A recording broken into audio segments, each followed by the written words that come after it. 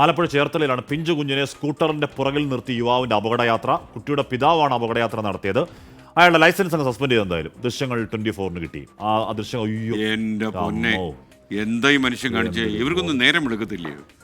ബോധക്കേടെന്നൊക്കെ പറയാമോ? ഇത് എന്തോ ഇതിന് പറയണ്ടേ? അതെ അതെ, ആ ദൃശ്യങ്ങളാണ് പ്രേക്ഷകർ കാണുന്നത്. ഈ കുട്ടി ട്രെയിൻഡ് ആണെന്നുള്ള തോന്നലിന്നാണോ എന്തോ എസ്കേൻ എന്തുമായാലും ഇങ്ങനെ കാണിക്കാവോ? മനീഷ് മഹിവാലാണ് വിവരങ്ങൾ വച്ചിരുന്നത്. മനീഷ്, ആ കുഞ്ഞിത എന്തായാലും ആദ്യമായിട്ട് നിൽക്കുന്നതല്ല. ഇത് നേരത്തെ നിർത്തി പരീക്ഷ നടത്തിയിട്ടുണ്ട്. പക്ഷെ എപ്പോഴും ഓരോരിക്കില്ല മനീഷ്. അതെ, മാത്രമല്ല ഒന്ന് ബ്രേക്ക് ഔട്ടിയാൽ മതിയല്ലോ എതിരെ ഒരു വണ്ടി വന്നാൽ. മനീഷേ, ഈ വേണ്ടാതിനെ കാണിച്ച മനുഷ്യനെ കുറിച്ച് പറയും.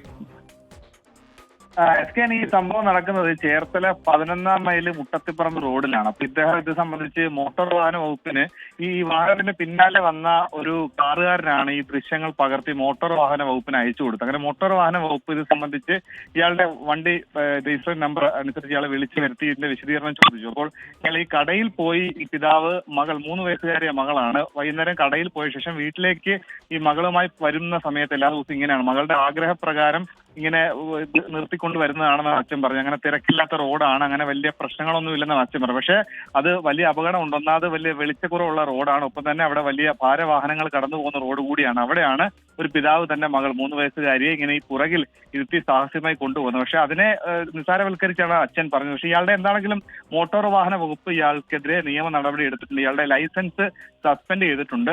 ഇനിയും ഇത്തരത്തിലുള്ള യാത്ര നടത്തുകയാണെങ്കിൽ അത് പൂർണ്ണമായും റദ്ദാക്കുമെന്ന് കൂടി മോട്ടോർ വാഹന വകുപ്പ് ഇയാൾക്ക് താക്കീത് നൽകിയിട്ടുണ്ട്. എസ് കെ, ഓക്കെ, എന്തായാലും ഇങ്ങനെയുള്ള കാര്യങ്ങൾ ആളുകൾ ചെയ്യാതിരിക്കട്ടെ എന്നാണ് നമുക്ക് പറയാനുള്ളത്. കാര്യം ഒരു നിമിഷത്തെ അശ്രദ്ധ മതി, അല്ലെങ്കിൽ ഒരു സഡൻ ബ്രേക്ക് ഇട്ടാൽ മതി, സഡനായിട്ട് കാര്യങ്ങൾ മാറി മറിയും, അല്ലേ?